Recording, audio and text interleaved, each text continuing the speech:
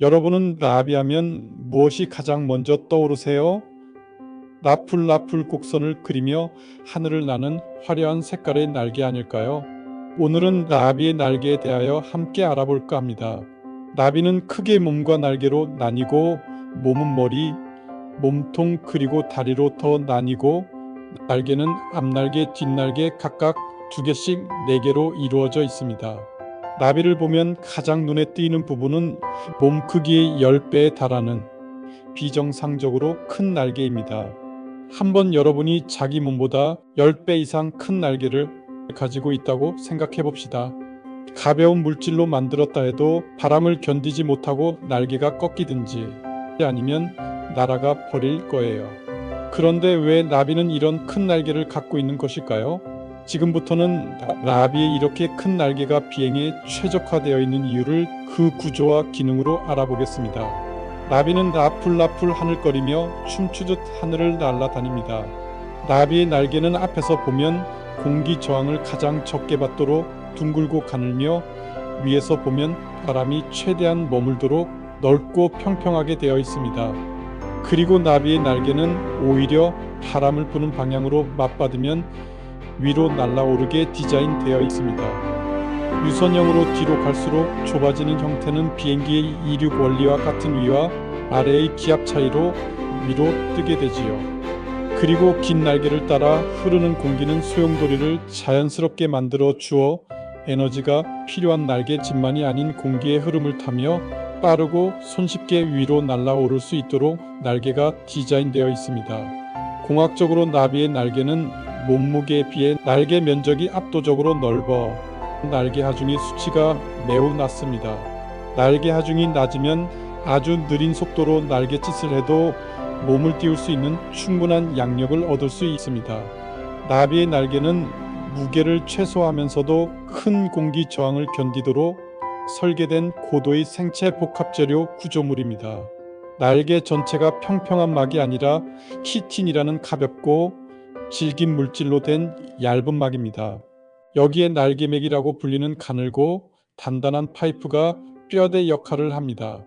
이 맥안은 비어있거나 색이 흘러 매우 가벼우면서도 강한 구조를 유지하며 날개가 꺾이지 않게 지탱합니다.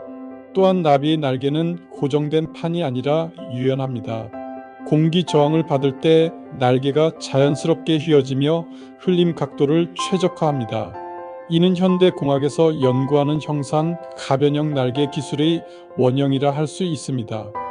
그럼 이번에는 이렇게 구조적으로 비행에 최적화된 날개가 매우 정교한 공기 역학의 원리와 서로 어떻게 연관되어 있는지를 나비의 날개 운동을 통해 알아보겠습니다.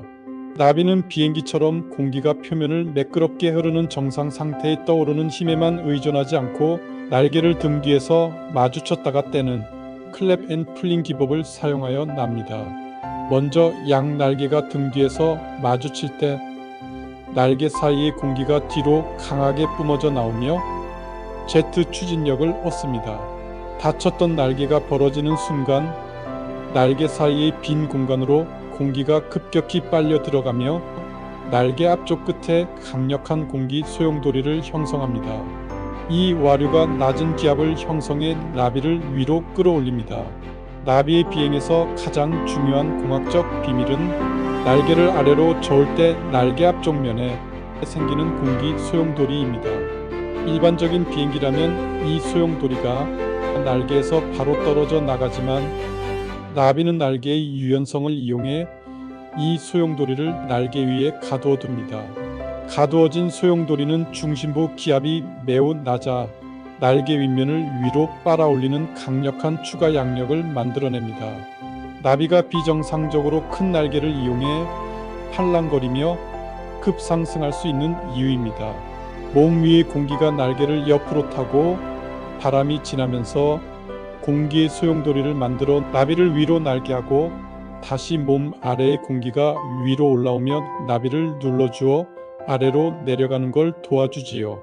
나비는 참새에 쫓겨 날아갈 때 나비는 더듬이로 참새가 날아오는 공기의 흐름을 감지하고 눈으로는 물체의 거리와 각도를 보고 안전한 각도와 방향을 순식간에 계산하고 어떻게 효과적으로 바람을 타고 갈지도 빠르게 판단하고 날쌔게 도망갑니다. 오랜 훈련을 거친 조종사들도 힘든 비행 기술을 그들은 타고난 셈이지요. 컴퓨터도 없는 나비가 어떻게 그 많은 비행 정보를 빠르고 정확하게 계산을 할 수 있으며 계산된 안전한 경로로 날아갈 수 있는지 신비롭습니다. 그럼 지금부터는 구조와 기능적으로도 우수하면서 완벽한 아름다움을 지니는 이유를 날개의 형태에서 알아보겠습니다. 나비의 앞날개와 뒷날개를 포함한 전체적인 모습은 황금 비례가 적용되어 있습니다. 나비가 날개를 활짝 폈을 때 가장 긴 가로 폭과 세로 길이의 비율이 황금비인 1대 1.618입니다. 이 비율은 안정적이며 완전한 균형과 아름다움을 줍니다. 또한 공기 저항을 분산시키고 날개짓할 때 발생하는 공기 소용돌이를 날개 끝부분까지 안정적으로 유지하는 데 가장 효율적인 형태입니다. 나비 날개에 있는 둥근 눈 모양 무늬는 포식자를 위협하거나 시선을 돌리는 중요한 역할을 합니다. 이 무늬들의 배치 지점에 황금비가 숨어 있습니다. 황금 분할 지점에 위치한 무늬는 시각적으로 가장 강력한 주목도를 가집니다. 그래서 포식자가 나비의 몸통 대신 날개 끝의 무늬를 공격하게 유도하여 생존 확률을 높이는 전략입니다. 날개의 전체적인 형태나 나비 날개 표면의 복잡한 무늬나 색상의 경계선은 피보나치 나선 구조를 따릅니다. 공작나비나 부엉이나비의 날개 무늬를 확대해 보면 중심점에서 바깥쪽으로 퍼져나가는 곡선들이 황금 나선의 각도와 일치합니다. 이는 나비가 번데기 안에서 날개 세포를 증식시킬 때 한정된 공간 안에서 가장 밀도 있고 균형 있게 세포를 배치하며 성장하기 때문에 나타나는 결과입니다. 그리고 이러한 안정된 모양에 입혀진 나비의 색깔과 무늬는 정말 아름답습니다. 나비의 날개에서 볼 수 있는 눈부시고 영롱한 색채는 화학적 색소에 의한 것이 아니라 날개 표면의 미세한 나노 구조가 빛과 상호작용하여 만들어내는 물리적 현상입니다. 이를 구조색이라고 부릅니다.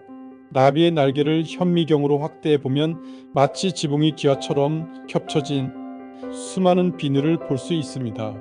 이 비늘 하나하나를 더 자세히 들여다보면 수 나노미터, 즉 10억분의 1미터 단위의 정교한 구조가 숨어 있습니다.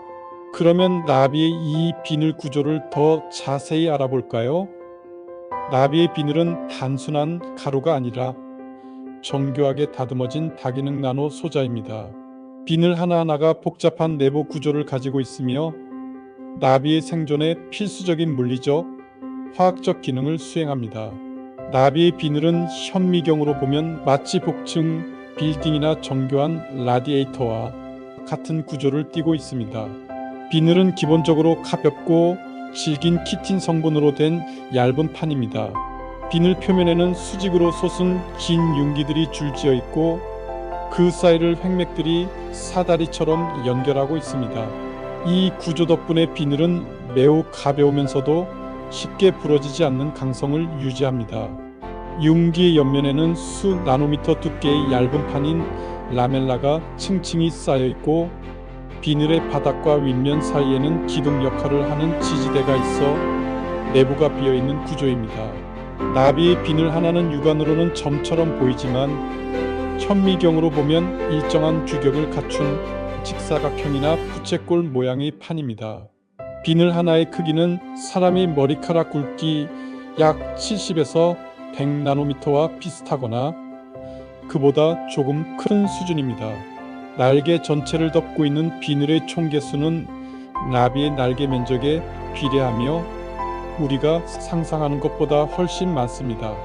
소형 나비는 평균 20만에서 50만 개, 중형 나비는 대략 100만에서 150만 개, 대형 나비는 최대 200만 개 이상입니다.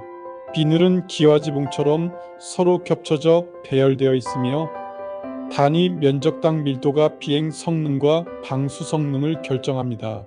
보통 1제곱밀리미터당 약 200개에서 600개의 비늘이 있는데 한 개의 비늘당 면적의 50에서 75% 정도가 다음 비늘에 덮여 있는 이중 중첩 구조입니다. 이 작은 비늘들이 모여 나비의 생명 유지 장치의 역할을 합니다. 나비 날개의 색과 기능을 결정하는 핵심 요소인 라멜라는 나노미터 단위의 초미세 구조물입니다. 라멜라는 비늘 표면에 솟아있는 융기의 옆면의 선반처럼 층층이 쌓여있는 얇은 판입니다. 두께는 약 60나노미터로 이는 가시광선 파장보다 훨씬 얇으며 사람 머리카락 두께의 약 1000분의 1 수준입니다. 라멜라와 라멜라 사이의 공기층 두께 역시 약 100나노미터 정도입니다. 이 간격이 특정 빛의 파장과 일치하여 간섭 현상을 일으키며 찬란한 구조색을 만듭니다. 라멜라 구조에 의해 실제로 공기와 맞닿는 유효 표면적은 기하급수적으로 늘어납니다. 마치 단층 건물이 들어설 땅에 수천 개의 12층짜리 아파트를 촘촘히 세운 것과 같습니다. 아파트 각 층의 바닥 면적을 모두 합치면 원래 땅의 면적보다 수십 배 넓어지는 것과 같은 원리입니다. 그래서 비늘의 실제 표면적은 겉보기 면적보다 최소 10배에서 최대 40배 이상 넓습니다.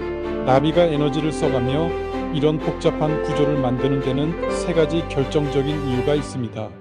표면적이 넓을수록 몸에서 발생하는 열을 적외선 형태로 공기 중에 방출하기 유리합니다.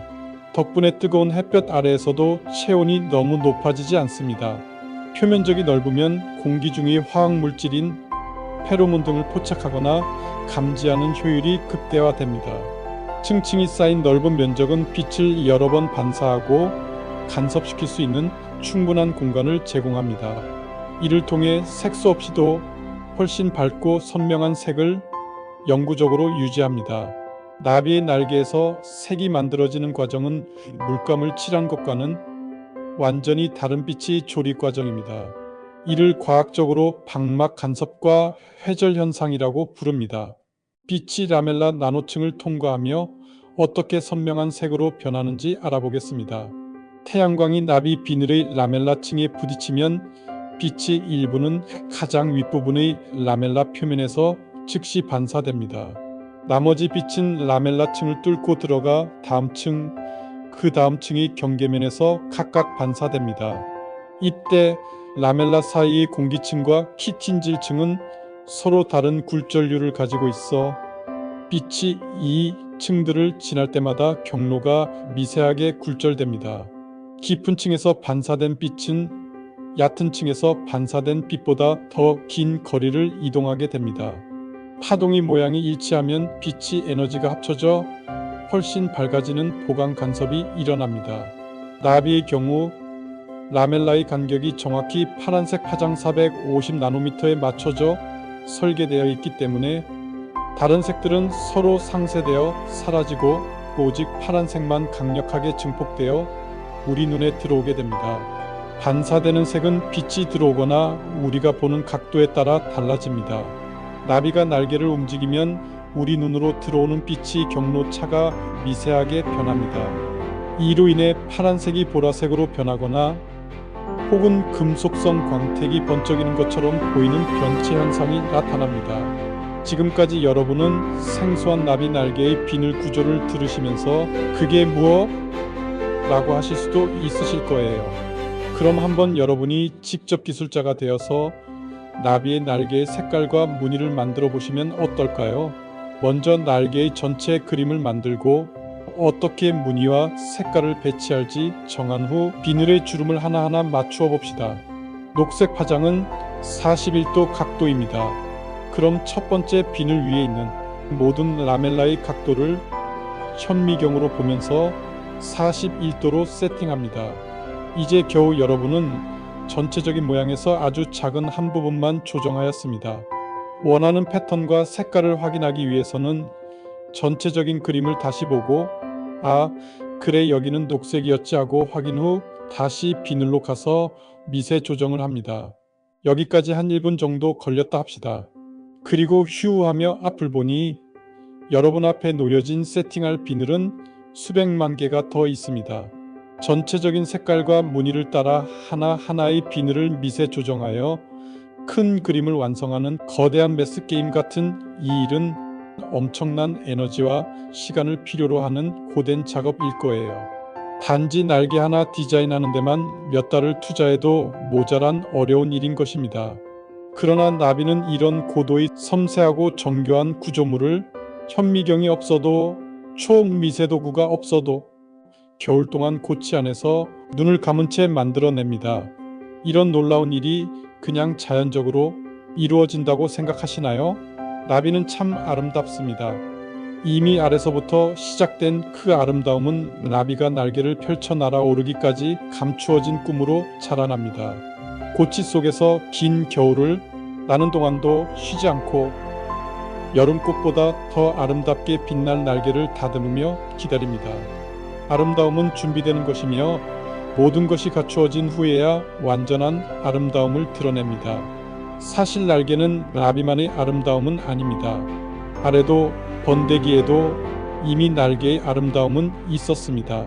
이 세상에는 눈으로 보여지지 않는 아름다움도 있습니다. 알껍질 속에서도 애벌레의 피부 속에도 꽃이 허물 속에서도 보이지 않는 날개는 하늘을 날아 불거리며 날고 있었고 살아있는 색깔의 반짝이는 광채는 이미 빛나고 있었습니다. 그렇다면 우리의 상상력을 뛰어넘고 능력을 넘어서는 나비의 날개는 누가 처음에 디자인하였을까요? 하늘을 수놓으며 춤추는 나비의 아름다움은 누구의 마음일까요? 나비 날개의 살아있는 색깔과 무늬를 알껍질 속에서 계획하고 하늘을 나는 힘찬 날개를 애벌레 속에서 자라게 하며 고치 속에서 완성하는 분은 하나님이십니다. 나비의 날개에 힘을 주어 날게 하고 나는 방법을 날개에 새겨놓고 색깔을 입히고 찬란하게 날게 하는 그분이십니다. 나비의 날개의 능력은 하나님의 힘입니다. 나비의 아름다움은 그분의 생각의 아름다움입니다. 나비에게 완전한 날개를 주신 그분은 우리에게도 날개를 주시고 우리에게 빛나는 색깔을 주시고 하늘을 날게 하는 힘을 주십니다.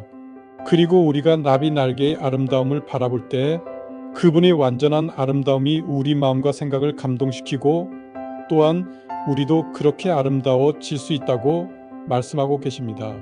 우리의 찬란한 날개를 펴고 하늘을 수놓으며 날 수 있다고, 바람을 타는 완벽한 날개짓으로 아름다운 춤을 출 수 있다고 하나님은 나비의 날개를 통해 말씀하시고 계십니다.